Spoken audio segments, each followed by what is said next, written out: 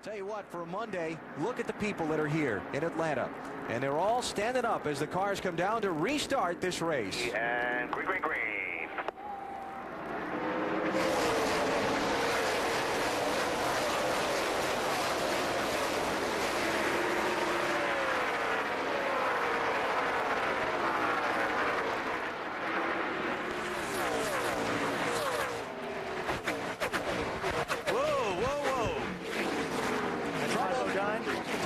In the wall, and there's more spinning and the traffic jam behind him. Kevin LePage has gone around. Oh, Kenny Wallace there with contact. Yeah, he just jumped over somebody. You know, I don't know who it was, but on that restart, I was watching Todd Bodine and another car go through the corner, and they were very, very close to each other. And when you run that close together through the corners, the guy in the bottom gets loose. We'll have to see if we can get back to that replay, but we talked about green racetrack. Yeah. Slippery. Kenseth get some damage, Bill? Hey, on the radio says I was in it. May just be sheet metal, but look for him to come down pit road when it's open. They can't see the car yet. Left rear corner folded up under a little bit. It doesn't look like anything major, Bill. Front fenders are intact. I got to look at it as it went down the front stretch. They're talking about it on the radio. Robbie said I might want to look at it one more time before you come in. Only area of concern might be where they put the fuel into the car. They'll have to take a look at that. See those two cars I was talking about? See how he's on the bottom? Or actually, the car on the bottom got loose and got into Todd Bodine. Yeah, that's Michael Waltrip. Yep. So Michael, when you run this close through the corners like that, you really, the aerodynamics on that car on the bottom of the racetrack isn't there. And now these other guys get just caught up with everybody checking up. Yeah, it looked like Kenny Wallace went up over the top of Bobby Hamilton Jr.'s right rear. Top of the screen, right-hand side. Michael was just saving his race car, got into the back of Todd Bodine. And now in the jam up, somewhere in there, Matt Kenseth gets run into from behind. See Hamilton Jr. and Kenny Wallace there. Yeah. This is Mark Martin's view. Oh, talk about threading the needle. Kenseth's already been hit there. Marty. Well, car of Brian Newman coming in now. Wicked tight in the middle earlier. He's also been complaining of a vibration. He did not think it was the motor. They're going to make a track bar and a wedge adjustment to try to help Ryan change 4 tires as well. The engine not running the way he thinks it should today down the straightaways even. So a myriad of problems for Ryan Newman, but none that are putting him in jeopardy yet. He leaves pit road. Now the pit stops continue. Dale Earnhardt Jr. is the leader, not yet having come out of the pit lane, so that's bonus points for him toward the championship. Now Jr. slowing off turn 4 in trouble. Ricky Rudd gets spun around through the grass. No caution yet. No caution yet.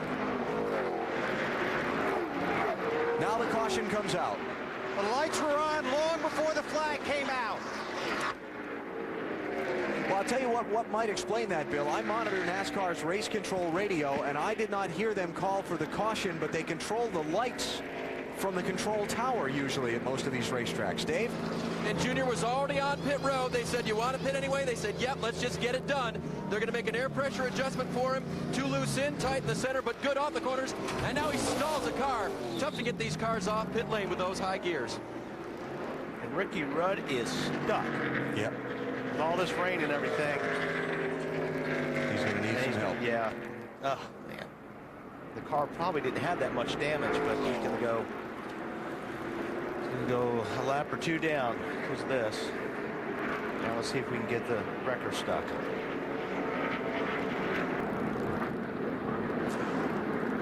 Just looking at the scoring, it looks like there are going to be a lot of guys on the tail end of the lead lap for this restart. Oh, it looks like Jamie McMurray was trying to get to pit lane, and Ricky Rudd had to just make some evasive action here. That's what it looked like. We'll see. Let's go aboard Jamie McMurray's car. And he sure got on the brakes hard. Lay down. All right. I think he was trying to get... Keep coming, keep coming, keep coming, keep coming, keep coming, keep coming, keep coming, keep coming. Did he clip Keep coming, keep coming. Rudd, or did Rudd just get moved over? No, I think Ricky just drove up the racetrack. Stay high. Ricky just drove up the racetrack to avoid the 42 car and lost control. Ricky clipped the 22 on the way back by.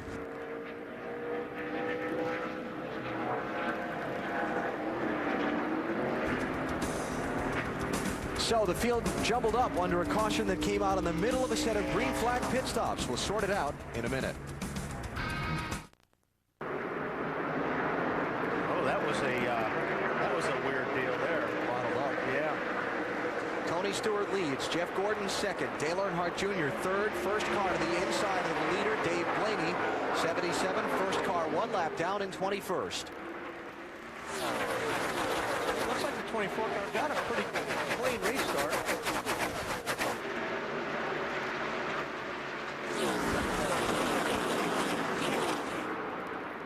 And those flashes you see reflecting off the cars from time to time as they come by. The light system is on here at Atlanta.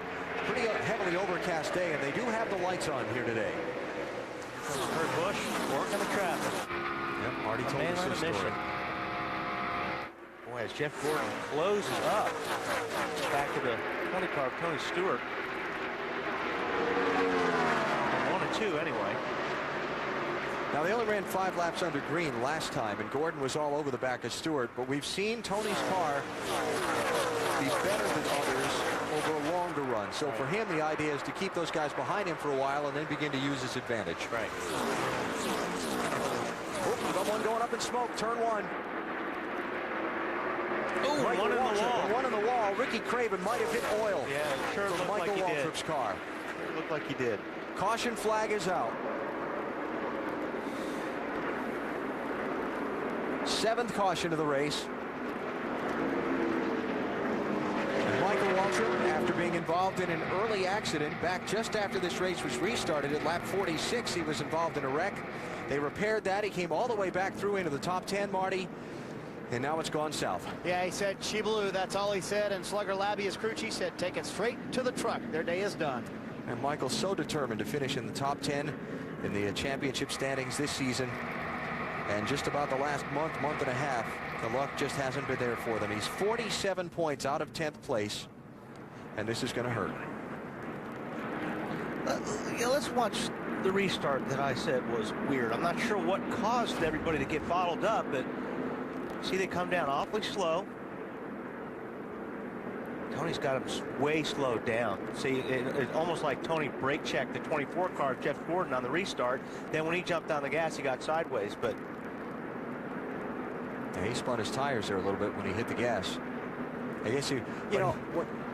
But he checked up on everybody behind him to really get him slowed down, and I think that's what caused it. Now we watch Ricky Craven here in a tied car.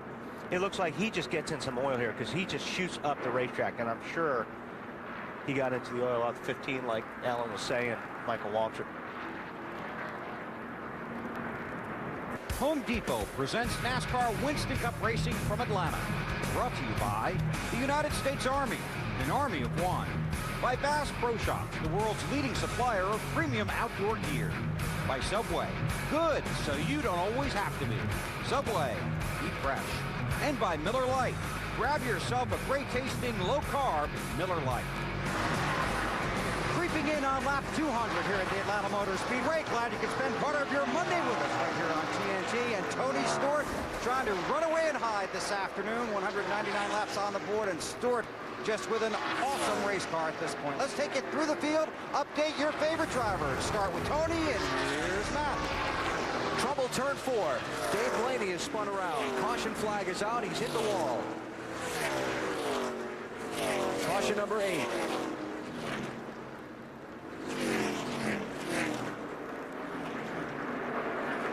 And that wet grass down to the inside going to be tough to get out of. Yeah, he's a dirt tracker. Yeah, that's true. Get out of it. So 77 car in some trouble here, and it puts out the caution. Ooh, Kevin Harvick, get a piece of that. Yeah, Looks like some damage there. I don't know if that's from the 77 car. It could be.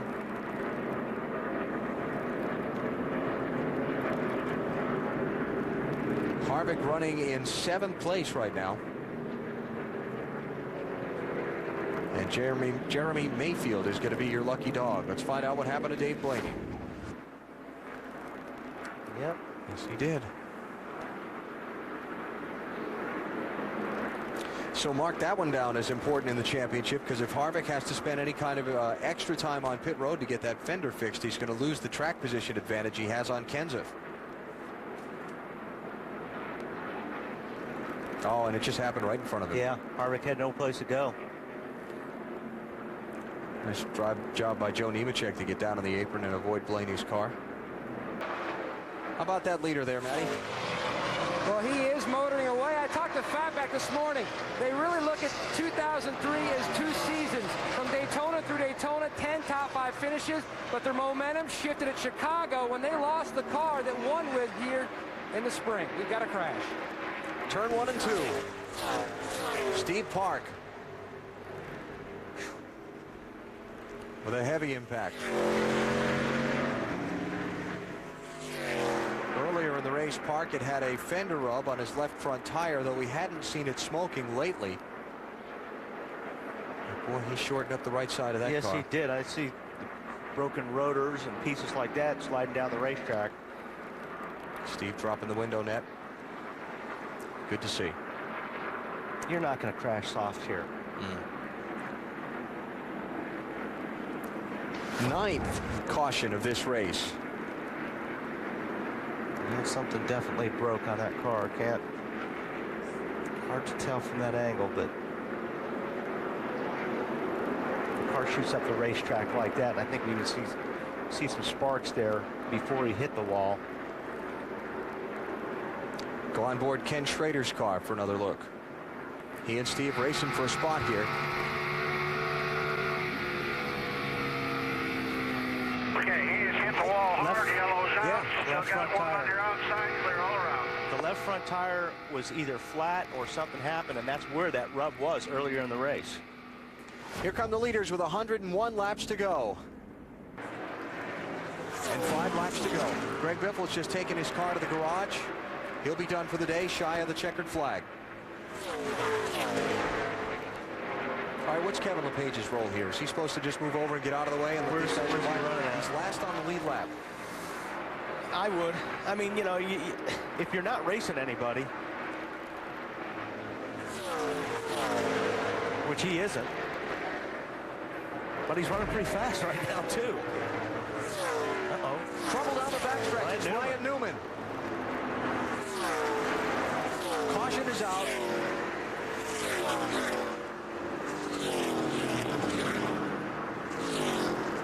And Newman's in trouble from 6th place.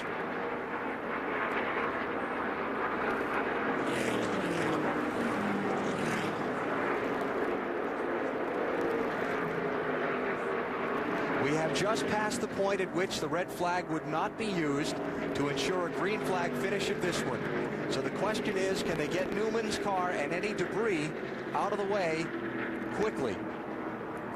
Jeff Gordon got another lap out of it because the pace car didn't get him until just now.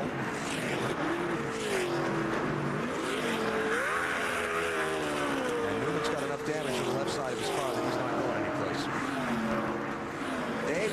Ryan radioed in that he was okay. Then they said, can you fire it up? And he said, yeah, we're running. Problem is he's not turning. Yeah, he's got some pretty big damage to his left side. Trying to get that car off the track so they can go back green. He's racing with Dale Earnhardt Jr. He just got aero loose right there in front of the 8 car. He slid up in front of the 8 car and the air got off the rear spoiler and turned himself around.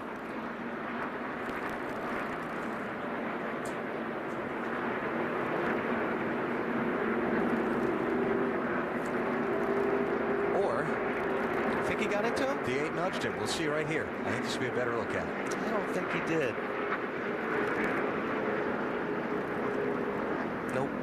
He was loose before the 8 got air loose there.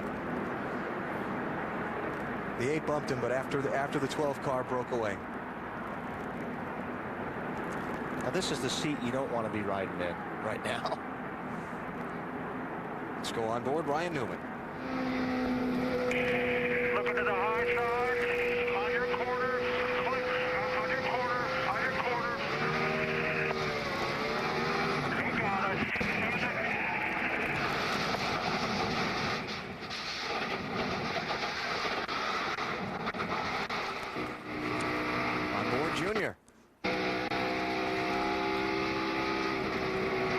You just see the rear of the car lift up when that air packed underneath the back of the 12 car, Ryan Newman. I was listening to his spotter. His spotter never told him you were there. But we got good replay, so they can come back and watch it. Yeah. Just wondered if Ryan was going to express his displeasure or if he was just going to walk to the ambulance, but it looks like he's going to go take the trip. And so this race is going to finish under caution.